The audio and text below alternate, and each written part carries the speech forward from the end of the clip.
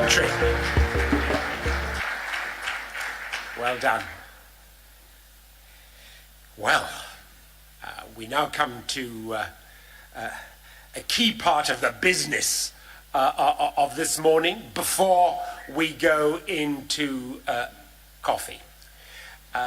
No pressure on that, but this is a very important part of the business because it is an opportunity for us to hear from someone who has been absolutely central to the journey, the safari, as Justice Mary called it, that we've all been on. Someone who we as trustees, and I know you all as members of the family, look to for leadership, find humor, find inspiration, but above all find wisdom and insight.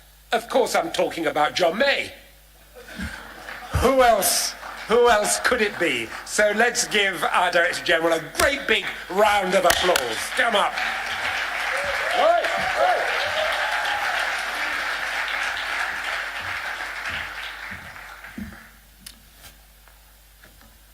Oh gosh.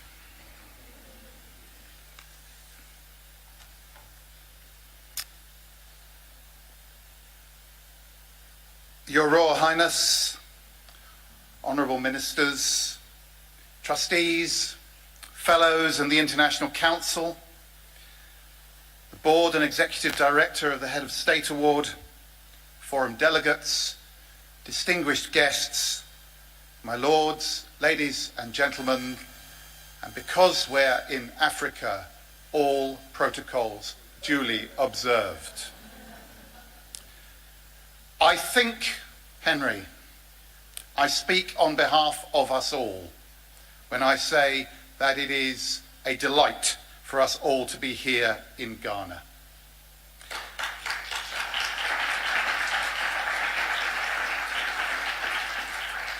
Thank you, and to your board and to your executive team for making us feel all so welcome. And I think we should also note our thanks to His Excellency the President for acting as the award's patron and for championing its work with such enthusiasm and expertise. When we came together as an award family in Malta 6 years ago, I shared an image with you. It was a glimpse of how a refreshed approach to developing the award worldwide might roll out, building on the aspirations that had been expressed 3 years before that in Sydney. As an association, we were looking to bring the award world together. We agreed to implement a formal licensing system and a set of standards that would tie us together more formally than ever before. We began to use the language of social franchise unapologetically. We introduced a new visual identity and spoke of the global confidence that we might find if we all pulled together even more coherently than in the past. And we looked to grow the award around the world as a single approach to non-formal education. We learned much from that first wave of the refreshed approach. The first round of license reviews was difficult for everyone involved. We were all opening ourselves up to scrutiny. The foundation had to move from being a secretariat to being a regulator, and not everybody was comfortable with that change of role. But most operators told me they appreciated the rigor of the validation process once they had been through it. The adoption of the new visual identity happened more swiftly than anyone might have predicted, and numbers of young participants worldwide moved from approximately 750,000 to over 1 million by the time we came together in Toronto 3 years ago. Some of you will remember a presentation in Toronto by our friend and colleague Peter Westgarth from the UK, who is sitting at the back, where he challenged each operator to examine what sort of a car their operator might be. Do you remember? If we're truly to reach the worthy ambition we set ourselves in Toronto, that the award should be accessible to all, then some operators would have to transform themselves. Well, for the last 3 years, we've all been surfing that second wave. Through the second round of the licence validation process and through discussions at our regional conferences, we've all come to recognise that to become a really efficient and impactful award operator, it isn't enough just to run a great award for young people, important though that is. There are 3 frameworks we have to get right. We do have to have a great award offer with inspired volunteers and young people. But our organisations also have to have great governance, appropriate to our size of organisation and its structure. And we have to have an operating framework that is financially sustainable and has plans for genuine national coverage with all demographics of young person. Getting those 3 frameworks in balance is an adventurous journey in itself. Some operators during this second wave, and after respectful and courageous conversations with us, have come to the decision that this balance is never going to happen for them. So they have relinquished their licenses, and they aren't with us today. Other operators have taken a long, hard look at the frameworks, analysed where they sit within them, and charted what I would describe as a path to greatness.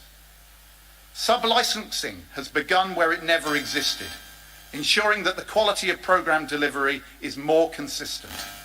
Whole boards of trustees have gone through complete changes in personnel as governance has tightened. National directors have worked in partnership to create business plans that work towards a genuinely sustainable national presence. The foundation has been changing too, and I acknowledge that, like operators, we too are on an adventurous journey to make us fit for purpose. I'd like to think that we're now better at listening than we have been in the very recent past, and that we have a better appreciation of the challenges that face our various stakeholders. But we can do better at this.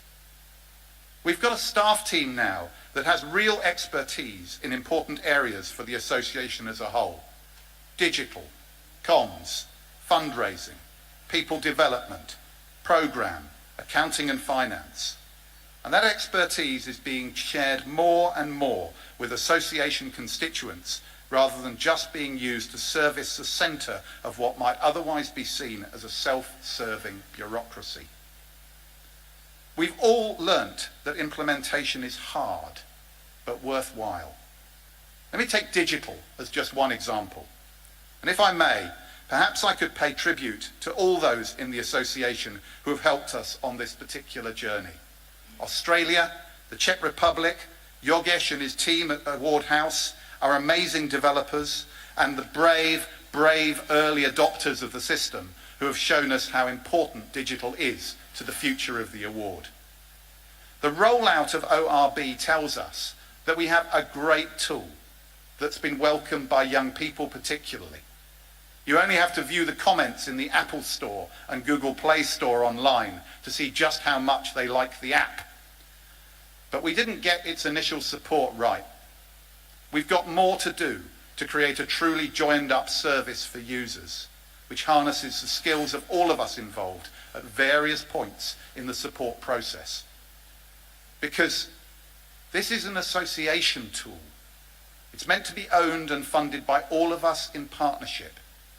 And very soon, I hope and trust, available to all young people who want to use it. That sense of partnership and shared endeavour is what I think will take us to the next level of development of the award worldwide.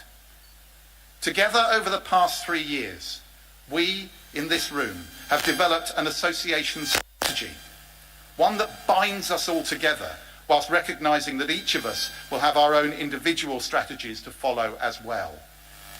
This strategy was published earlier this year, and if we choose collectively to follow it, it gives us all the opportunity to use it to launch us onto the third wave, where we truly ramp up. But we all have to play our part.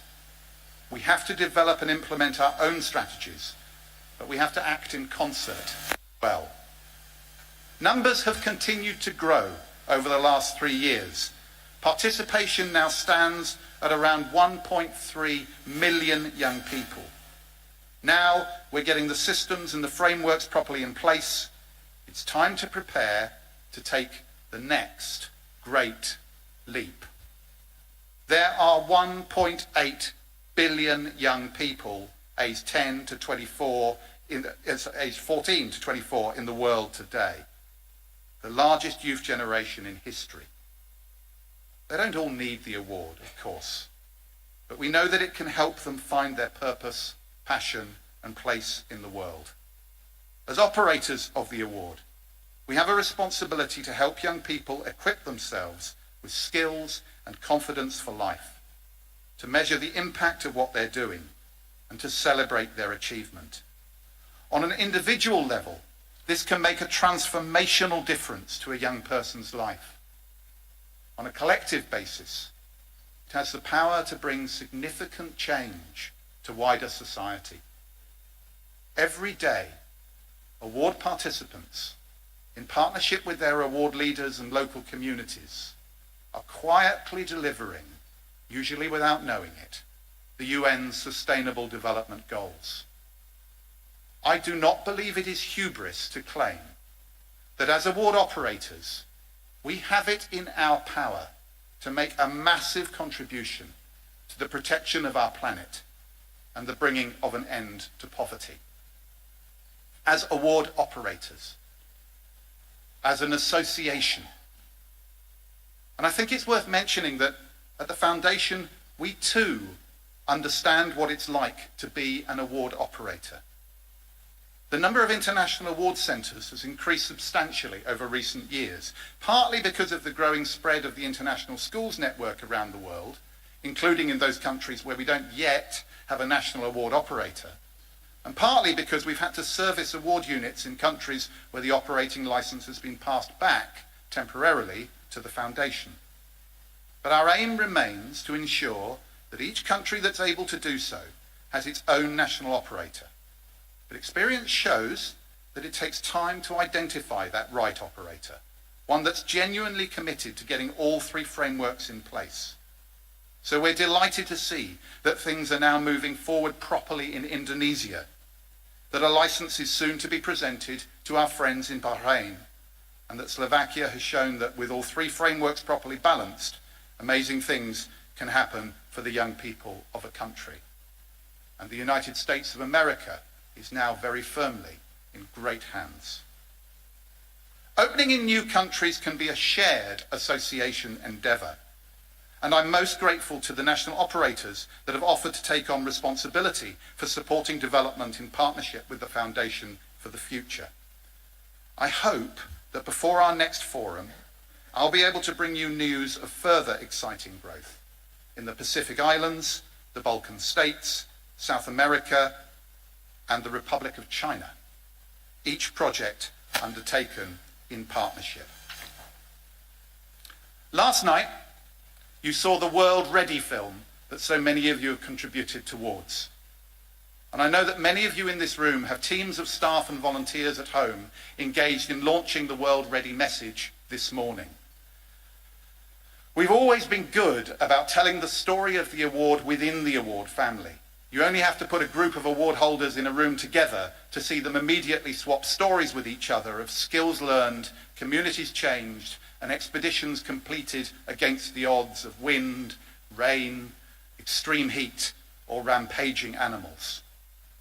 But we've never really cracked the challenge of telling our story coherently and consistently, internationally, to others, to policymakers, business leaders, potential funders, community leaders.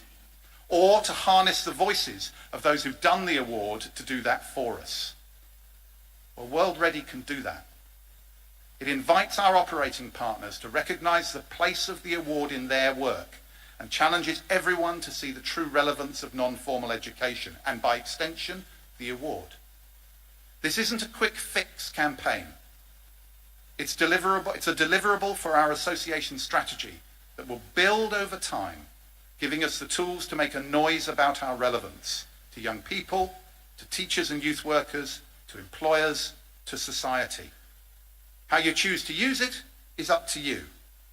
If the award is already incredibly well known and respected in your country, you'll want to use it in a different way than if you're trying to raise awareness. But just as our visual identity has so successfully bound us together, so too World Ready can help us speak in a new, unified way. Because the award helps young people all over the world to make themselves world ready, and it encourages the world to be ready for them. So whilst we're here in Accra, please help get World Ready going by using social media as much as you can. I'm told by colleagues who know rather more about this sort of thing than I do that these are the handles that you can use. Tweet away, please. You'll be pleased to hear, though, that I'm not going to pause now to take a selfie. You're quite safe. As we move into this next ramp-up phase, and I have no strong view about how long that wave may roll, I give you a number of commitments on behalf of my colleagues at the Foundation. Firstly, we will work as hard as we can to understand your wants and needs as a constituent of the association, however large an organisation or small you may be as an operator, and whatever of stage of developing the three frameworks you find yourself. Secondly, assuming that you share the association's ambition of reaching as many young people as possible with the award by improving access, reach and impact, we'll work with you to support you, either by adding what expertise we have to offer or by using our knowledge of the network to introduce you to those who might help you.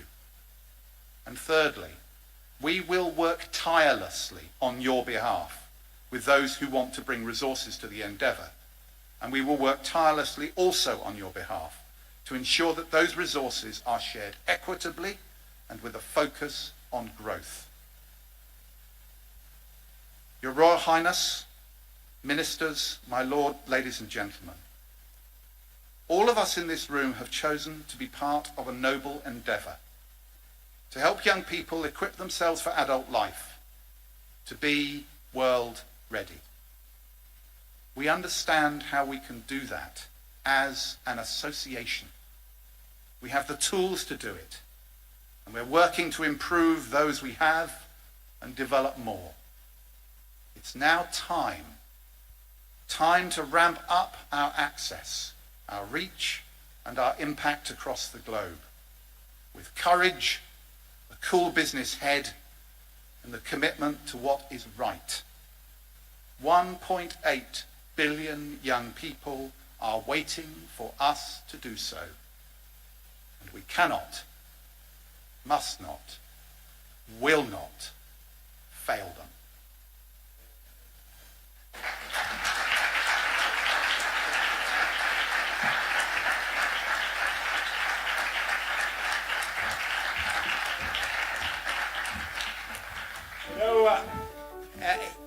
You're having a film movie? Every day, more than 1 million young people are finding their purpose, passion and place in the world. Learning new skills. Overcoming challenges. Working as part of the team. Making new friends. Exploring new frontiers. Learning to lead. Equipping themselves for life. In times like this, we learn what we are made of. What we can achieve. What we can help others achieve. Surprising ourselves with what lies within. Discovering there is more in us than we think. And learning that our potential is greater than we ever imagined. Millions of young people have already taken part in our work. Supported by volunteers in more than 130 countries worldwide.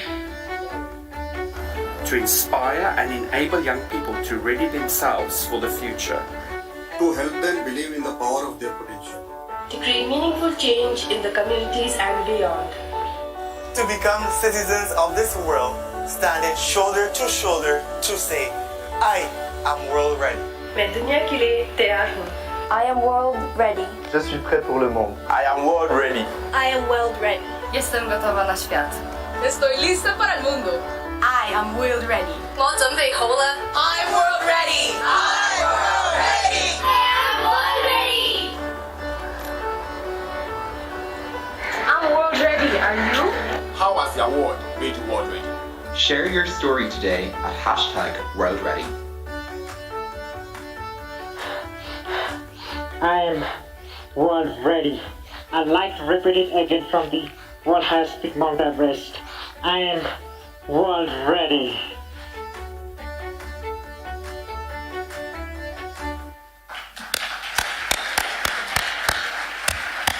You know,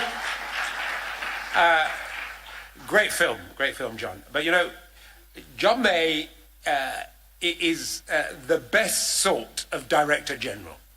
You know, he's a bit like a double espresso. He gives you a kick to get you going, but he still makes you feel good. So, John, let's give him a round of applause, shall we? And I just hope, John, you get a sense of the warmth, the affection, and the respect in which you are held by us as a family.